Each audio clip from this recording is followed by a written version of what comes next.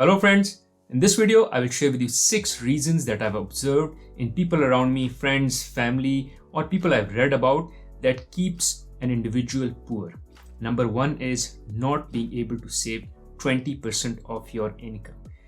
When you earn your first paycheck, let's say it's $100, you should not assume you earned $100. You should simply see it as $80. You should take out 20% from that paycheck and put it on the side. And you should do it with every paycheck that you get.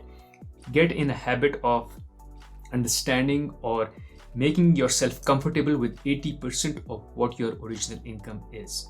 Don't spend more than that. Now, it might be tempting for you to say $100 is a small bill.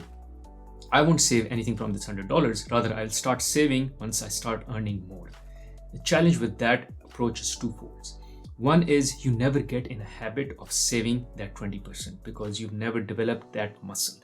So every time you earn more, your lifestyle inflates, and then you go like, okay, I'm earning $1,000 now, but guess what? When I'll start earning $5,000, then I will save. And when you start earning $5,000, you go like, oh, my life has inflated now. I'm married, I have kids, other hobbies. When I will earn $10,000 every month, then I will start saving 20%. And that day never comes. Now, one call out before we move further. In case you find any value from this video, smash the like button. This keeps me motivated. And second, press the subscribe button so you get notified as soon as I put a new content on this channel. Make sure you also press the bell icon. On this channel, I post content pertaining to financial and career success for early and mid-career professionals. Now, in case you want to support me in making unbiased content like this, you can do so on patreon.com. I will leave the link to my Patreon page in the description of this video. Now, let's get rolling back into the video. And here's the second issue, which is actually the second reason why people stay poor, is that they don't invest early. Because one, they're not saving, and since they're not saving, they're not investing. Or even if they're saving, they don't start investing early, and they think that they will only educate themselves about the stock market or about investments later and only then start investing, or maybe have no clue at all. So here, the idea is that you need to start investing as early as possible. Let's take an example. Let's say you're able to save $1,000 per year at starting the age 25 and you invest it till the age 55. You invest it in the stock market, which earns you 10% return on average. If you do so, by the age 55, you will be able to have $200,000 with you. However, you decide that, you know what, I'm young now. I'm 25, I'm young, I won't save now. I'll start saving at the age of 35. And you know what, I'll save more. I'll start saving more when I'm 35, but let me enjoy the $1,000 every year now. For you to be able to reach the same number, which is $200,000 by age 55, you need to start saving $3,000 every year starting age 35. So instead of saving $1,000 every year from 25 to 55, so $1,000 every year, not changing that number. Now you have to save $3,000 at the age 35 to age 55, which is 3 times more. And in cumulative terms, it is $63,000 when you save $3,000 starting age 35 to 55, as against saving $1,000 only from age 25 to 55. This is only $31,000. So if you start early, you only need to save $31,000 in your total 30 years of lifespan in terms of investing and saving. While if you start later, which is age 35, here now you have to save $63,000. The difference is only driven by time. When you start early, you benefit from the interest income and the dividend income that you're earning early on, because that also gets invested and hence you benefit from compounding. But when you invest later, you've not gained or earned that dividend income till the age 35, and you only start doing it at age 35, and hence you incur a loss. Number 3 is to avoid debt. You might feel the pressure of social comparison. Everyone is driving best cars, living in best homes, and you just feel like, how about I just take some debt as well, take a car loan, go on credit card debt, go for those vacations, and just expand my life ahead of what I'm earning. If you do so, you will always be chasing it. You will always be spending more than what you're earning, and you'll always be in debt. Avoid debt, because this debt just doesn't come with the amount of money that you have to pay, but you also have to pay an interest on it. So it is kind of a reverse of investing. In investing, when you invest, you earn dividends and you earn the interest. So income is coming. Here, you are in debt. So not that you just need to pay that debt amount that you've taken, but now you also have to pay the cost of the debt that you have. So let's say if the debt is on at a cost of 10%, 7%, then you have to pay that 7% or 10% on your debt, let's say car. And credit card debt is even more expensive. It goes as high as in double digits, like say 20%, 25%, or even 30%. So avoid debt altogether. Even if you like using credit cards because it gives you some nice points, miles and stuff, use them, but pay them off within 1 week or even faster than that.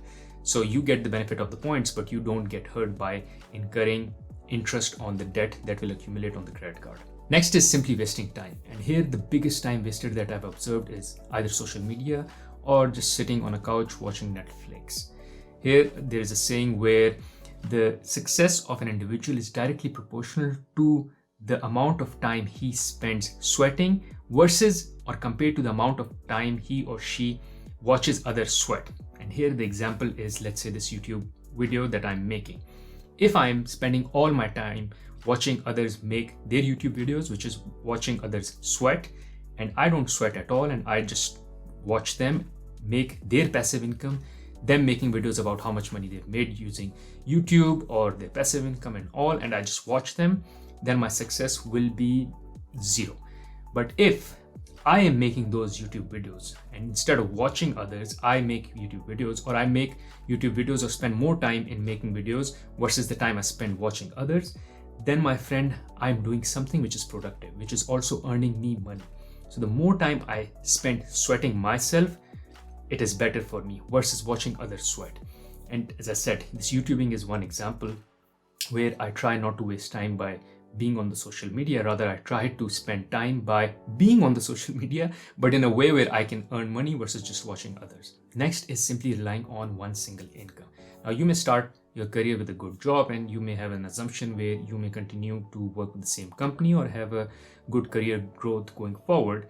Well, that's an okay assumption to make. However, you can't just rely on that assumption for the rest of your life. Hence, it is very important for you to build side income.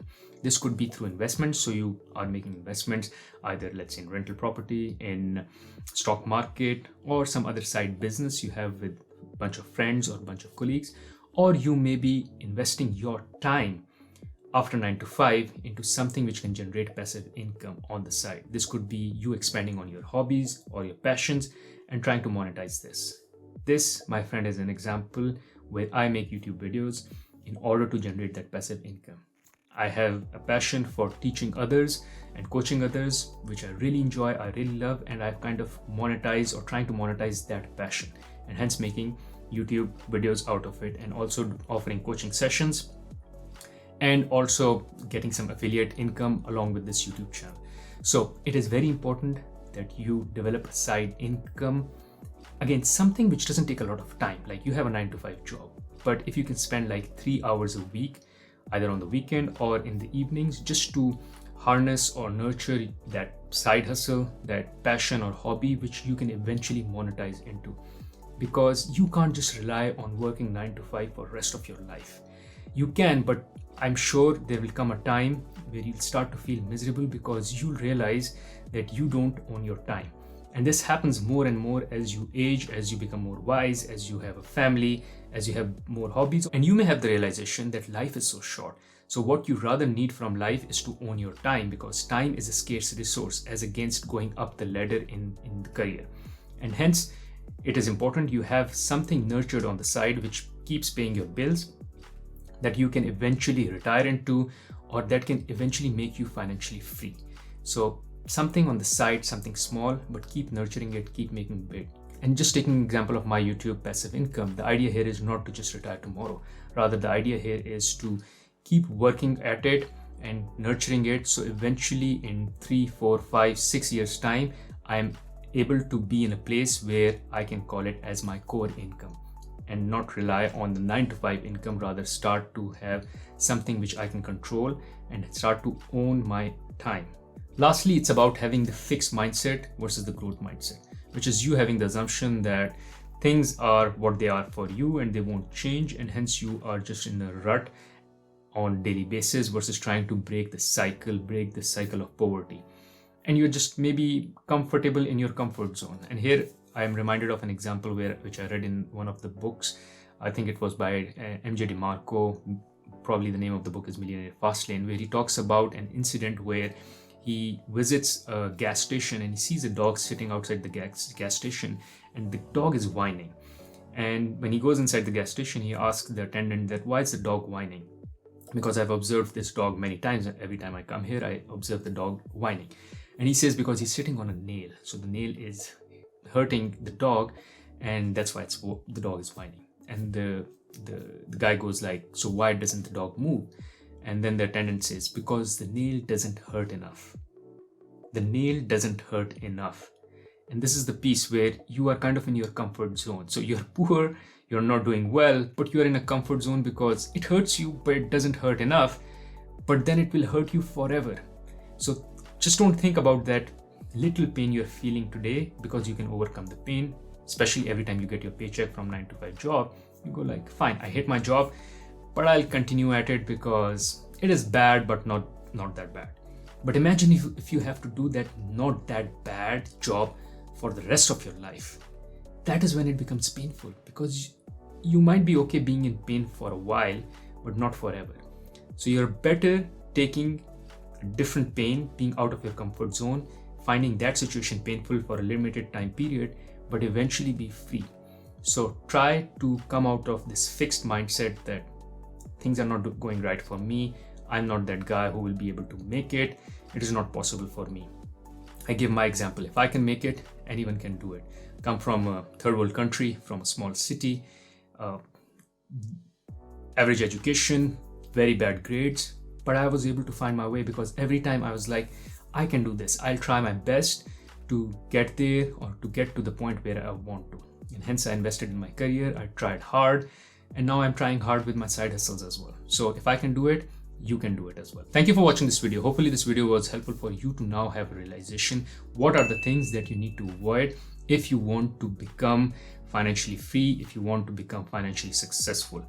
In case you find value in this video, I'm sure you'll find value in another video where I talk about my personal financial freedom journey. So you can check out that video here. Other than that, I have another video where I talk about how I go about beating the stock market. So what are the strategies that I use? You can check out that video here. Thank you.